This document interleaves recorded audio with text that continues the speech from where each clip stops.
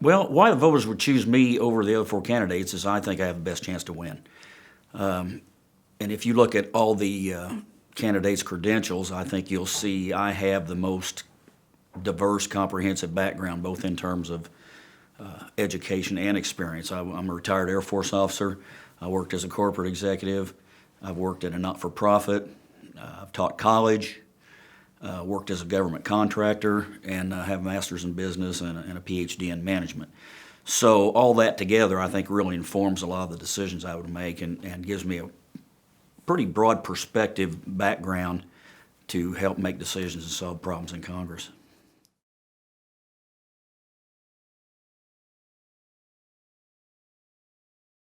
My most important strength probably is just determination. I'm one of these folks that once I decide to do something, I generally tend to see it through or go to the point where we realize that it can't be done.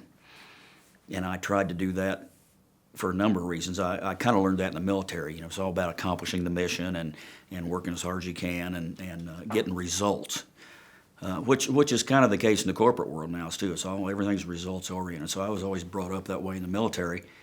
And so learning in the military that hard work and getting results leads to rewards like,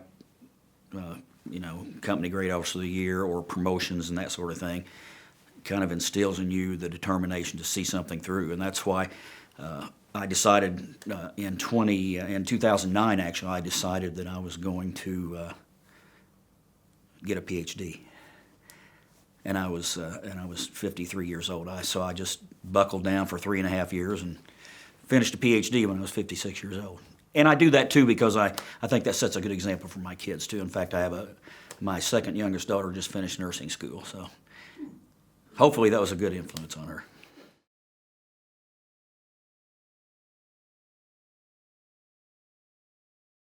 I thought about that question a long time, and it's hard to come up with one because one of the things, when you talk about working together to achieve things, I mean, that's what the military's all about. It's all about teamwork, cooperation, communication. It's what management is all about. It's what I was an NCAA women's basketball official. That's what that's all about, working together as a three-person crew and making sure everybody knows what their responsibilities are and being able to trust your partner, trust your teammates, that sort of thing. So it's hard to pick just one. I think just in terms of significance, I would say when I was in the military, I was an executive officer at a school in the Air Force, and I'd been there for a couple of years, and we have a biennial inspector general inspection at the time, and they came in for a week and did their inspection, and the organization got an unsatisfactory rating. This was before I became the exec, and so the commandant got fired, basically. They brought in a new commandant, and I happened to be on a TDY assignment. I was out of town at the time this happened for a couple of weeks, teaching a class somewhere else. So when I got back, I kind of heard what had happened, and the receptionist said the new commandant wants to see you. He's been here a couple of weeks, and he's talked to everybody but you. So I said, okay, that's fine. Well, in the meantime, because I knew the place was getting ready to crash and burn, I had found myself another assignment. I was getting out of there because I just knew something bad was going to happen. So I went in and talked to the new commandant, and he asked me some questions about how's it going here, what do you think, what changes need to be made. And I told him basically I've been saying a lot of things for 2 years and nobody would listen to me. I kind of had a feeling this was going to happen. So I found myself another assignment at headquarters, which is a good move for me. And so I'm not going to be staying here. However, best of luck. I think it's a great organization. I think you can do great things, but it's just not going to work out, I think, for me. So he looked at me for a moment and he said, well, everything you said is absolutely right, and I'm not letting you leave. Okay, now I'm in trouble. So he said, I'm creating a slot for an executive officer. He said, I was sent here because all the things that you said are actually true, and I've been sent here to fix it, and I want you to help me. so I'm going to make you stay 2 more years, and then we're both going to leave, and we're going to turn it around, and then we're getting out of here. So he made me the exec. We worked with everybody there over the next 2 years, some of whom were not happy with me because I'd been saying some of these things all along. And within 2 years of working together and changing things and reorganizing and remotivating some people and firing a few people and bringing others in and that sort of thing, collectively we, on the next Inspector General visit, the school got an outstanding. So we turned it around in a couple years. And then, what was the biggest obstacle in achieving that? That sounds like this is a real good example. well, number one, resistance to change, and that's a big problem in any organization culturally. And number two, the fact that a lot of the people who had been there along the way when I was trying to suggest improvements and blew me off because I was the new guy or that sort of thing, were a little resentful that I ended up being proven right. And so we had to work pretty hard to bring them along and get them turned around and, focus on the big picture. None of this is personal. This is about how do we get better, and this is the goal, and we just got to work together to do that. So it was, and that's never easy. That starts out pretty rocky, but I was pretty proud of the fact that over that period of about a year and a half, we got people's minds changed, and we got the result we were looking for. So it's pretty rewarding. Yeah.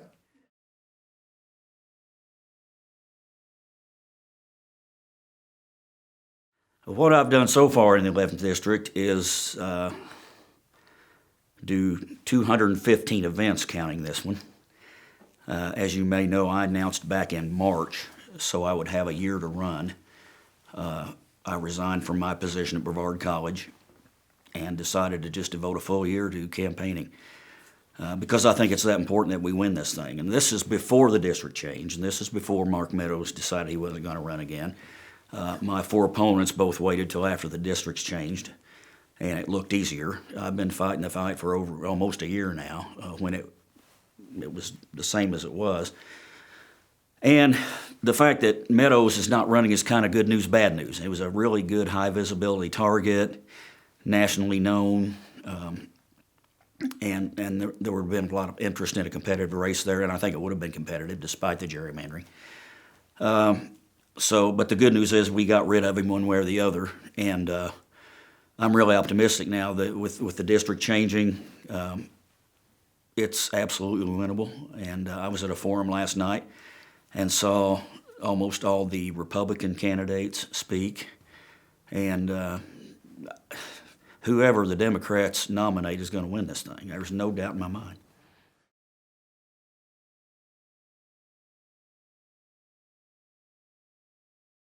Well, it's pretty diverse, which I think we need, and that hopefully would be expected in the Democratic Party. But a lot of support from college students. Having been a professor, I can really relate to the 20-somethings that are college students. I have a young lady who's the student government president at Mars Hill who's working with our campaign. And I've been endorsed actually by Dr. Heather Hahn, who's the chair of political science at Mars Hill. I'm a card-carrying member of the NAACP, really active in minority and the social justice issues. I attend a lot of the Asheville or the Buncombe County and the Harrison County LGBTQ events. I've worked with a lot of the Democratic county parties, gone to a lot of their meetings, talked about get out the vote, talked about how to talk to unaffiliateds and try to get them to vote our way in November.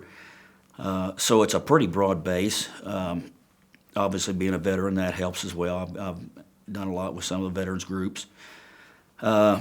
Done a lot of protest with like Sunrise Asheville and the Lights for Liberty Vigil and that sort of thing, and getting some good support. We have the endorsement of Linda Wilkins Daniels, who's past president of the North Carolina African American Caucus, and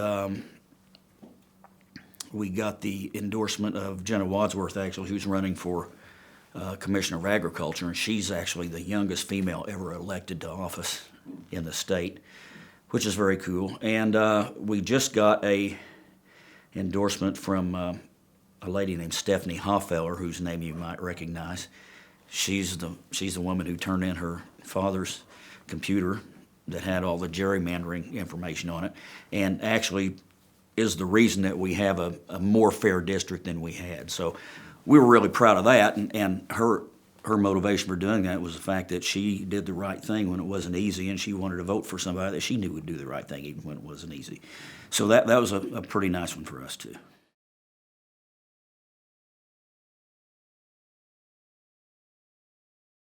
Well, we have a campaign manager who was a former colleague at Brevard College, has a PhD in political communication. My wife's been very actively involved, despite some of her reticence at times. I've got the young lady from Mars Hill. We've got a new individual helping us do some fundraising and outreach. I've got a social media director. And we've got a volunteer coordinator, and we're just really ramping up now to find volunteer coordinators in each county, because we're getting close to really having to go out and hit it really hard now this soon before early voting. So far it's been really good and got a lot of interest. We send out a mass email twice a week and solicit volunteers and contributions, and the response has been very, very positive. And I think a lot of that is due to the fact that people know me now because I ran in 2018. And I've heard this numerous times. We know you've been out there working hard for the last 10 months. And that means a lot to the Democrats, that somebody's out there been working really hard, and shows that you're willing to work hard when you win. So.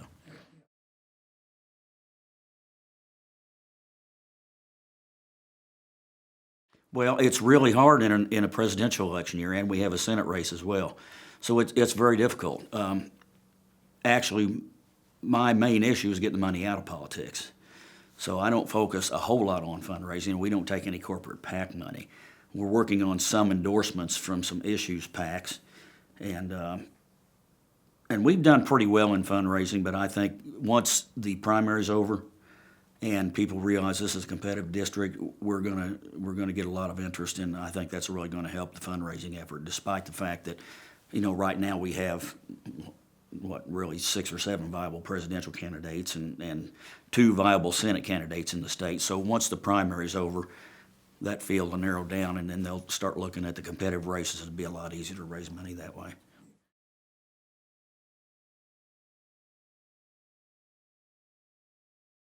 My number one personal issue is overturning Citizens United. I think we've got to get the money out of politics. As I mentioned earlier, I have a PhD in management. I'm all about root cause when we look at problem solving. And you can look at climate, you can look at the gun issue, you can look at women's rights, you can go down the list of any issue you want to look at. Why aren't we there? And it all goes back to the influence of money. And when you've got organizations and people that give unlimited amounts of money and they don't have to disclose where it came from, they control what happens. And that's the root cause that makes it almost impossible to fix any of the other issues. So we have to do that one way or the other, and campaign finance reform and so on. I think the number one issue facing the country really is the climate issue that, for some reason, even the Democratic presidential candidates aren't talking a whole lot about, but that's something we have to start on now. And I think it's just a function of society that we don't tend to think 25 years ahead, and it's going to be too late if we don't do something about that pretty quickly, because we don't have a plan B. And I will tell you, interestingly, that's a big issue among a lot of the younger voters that I talk to. Western Carolina University, Mars Hill, Brevard College. They're a lot more concerned about that than we are, because a lot of the folks maybe my age figure by the time it really gets bad, we won't be here to worry about it. But we've got to leave it better than we found it. And I think we're in danger of being the first generation not to leave this place better than we found it for our kids and grandkids. I've got my wife and I have 6 kids and 8 grandkids and 1 on the way. And we've got to do a better job of giving them a planet they can live in.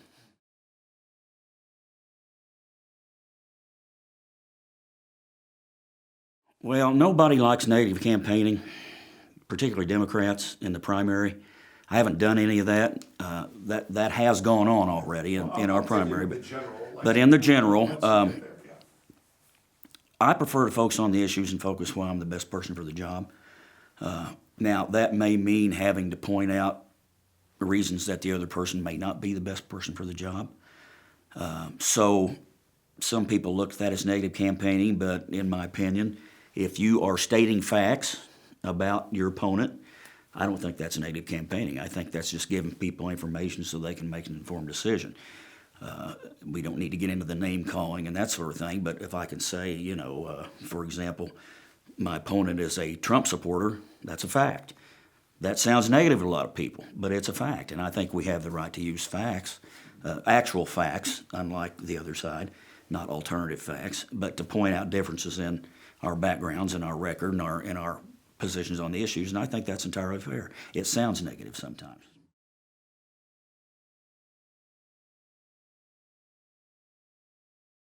It only has to be on the issues. It just has to be on the issues because we disagree on the issues. But there's nothing. I don't have any controversy over my military record.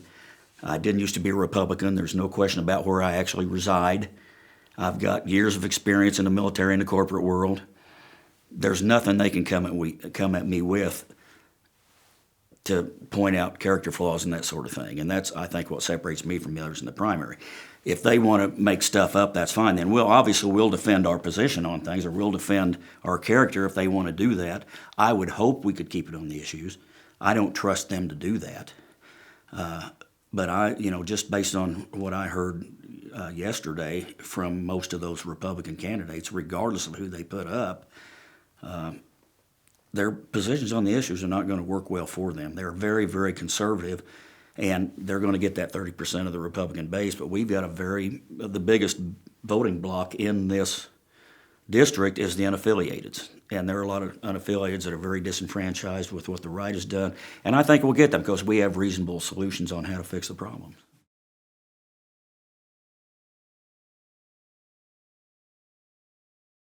Well, it has to be done through constitutional amendment because it was a Supreme Court decision. We all know how that works. We're still trying to ratify the ERA from 75 years ago. So you just have to get people like-minded to get together and say this is something we need to fix. The issue with the money is, you have the foxes guarding the hen house because the only people that can really fix it are the ones that sit up there and benefit from it.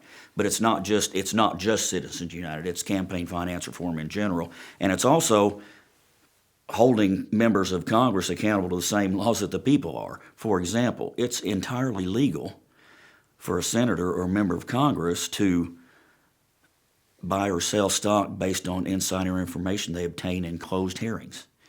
That's an SEC violation, but it's legal for them. That's absurd. And that's why you see so many people go to D.C. They're not millionaires, and when they leave, they are, and they're doing things like that that are immoral. They will say, "Well, what we're doing is perfectly legal." Yeah, and you wrote the law to benefit yourself. And I remind people all the time, slavery used to be legal. Not letting women vote used to be legal. Legal doesn't necessarily mean right, and I think we've got to focus more on what's right, not necessarily what the law says. And if the law is bad, change the law.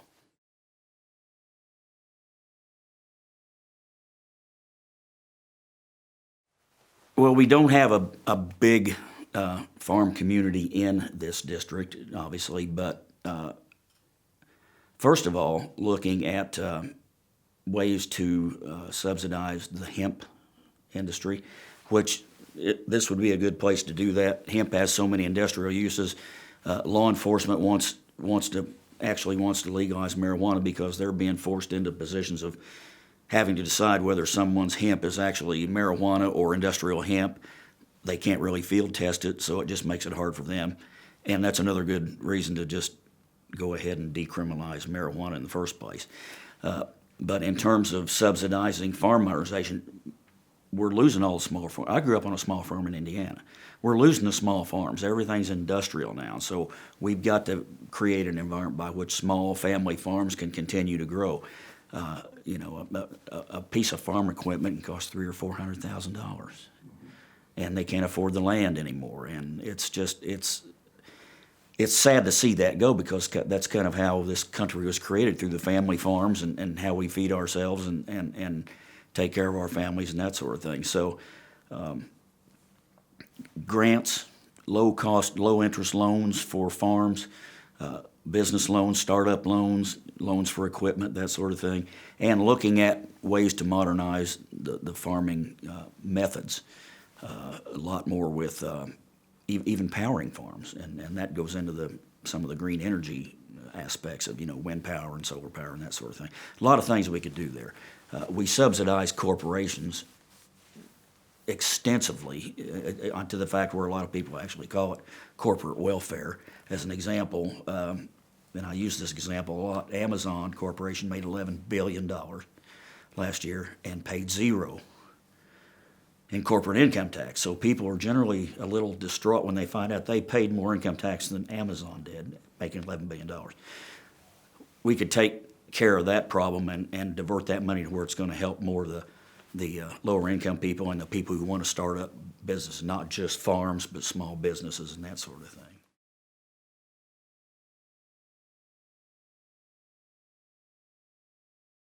I think it's absolutely critical that they nominate somebody who can win.